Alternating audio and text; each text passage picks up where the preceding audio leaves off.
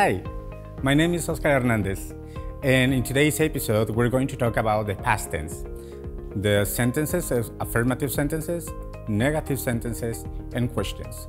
So we're going to see an example on how the past tense works in real life. In the past tense, we use the past tense to express ideas or experiences in the past. We also have different forms of the verbs. We have regular verbs and irregular verbs. The regular verbs, we use an extra ed at the end of the verb. For irregular verbs, we have to change. Some of the verbs changes completely and some of them do not change at all. Those are the two types of different conjugations in the verbs in the past tense. Okay, before we continue, now let's see the conversation between Emmanuel and his teacher.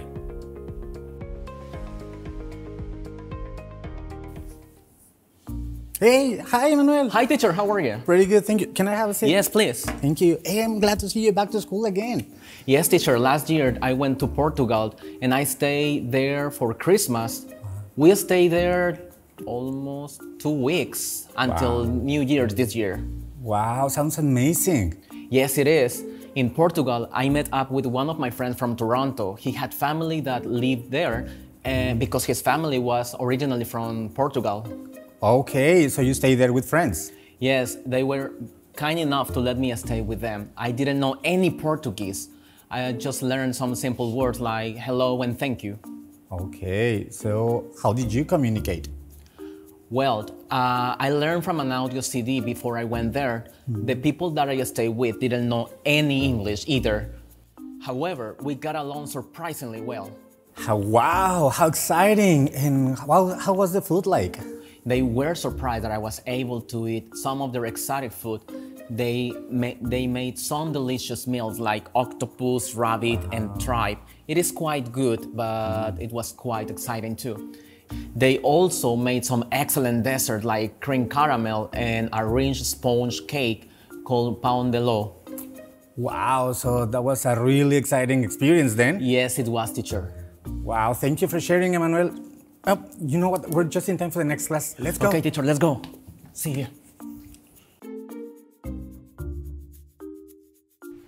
When we want to structure a sentence, we have to express it in a formula, in a specific formula. For example, Emmanuel mentioned, I went to Portugal.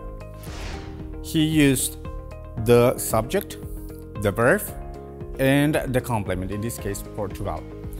How does this work? He uses the complete sentences, but we have to take into consideration that we have to conjugate directly the verb from the infinitive form to the past tense.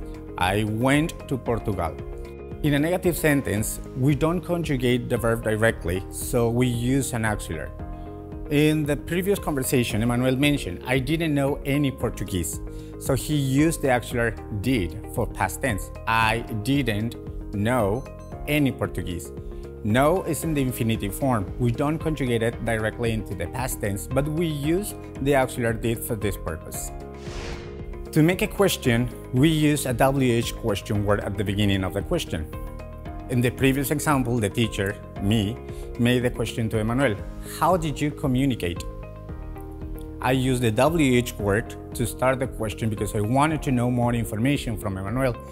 Did is the auxiliary in past tense, you as the subject or the personal pronoun, and communicate the verb in the infinitive form. And that's how we use and structure the simple past tense into the affirmative sentences, negative sentence, and questions. In the past tense, it's very important that we define the moment in which the action is happening or happened. For this situation, we need to use some time expression words. Some examples of these words are yesterday, last week, an hour ago. I mean, all of these words and expressions that makes us refer to the past in the moment of speaking. For example, yesterday, I went to the school. So it's very important in order to put a context the sentence or the situation to use time expression words. There are two kinds of questions. Simple questions, I mean yes, no questions, and then we have WH word questions. Those kind of questions that make us or help us to get more information. In order to know what it's going to happen, what happened, or where is the situation happening, we use these special WH words. What are these words? What, where, when, why, and who. These WH word questions help us get more information from the person we are making the question to. For example, what is your name? In this case, in the past tense, what were you doing? Where are you from? Or where did you go yesterday? Don't forget to pay attention on the position of the words, the WH word question, and the auxiliary. Remember, the auxiliary is very important in order to express the past tense. Different from the WH word questions in which we use them to get more information from the other person, the simple yes and no questions are just trying to get information yes or no. That is the simple answer. For example, were you in the class yesterday? Was she in the school? For these questions, the response that is expected is yes, she was. No, I wasn't.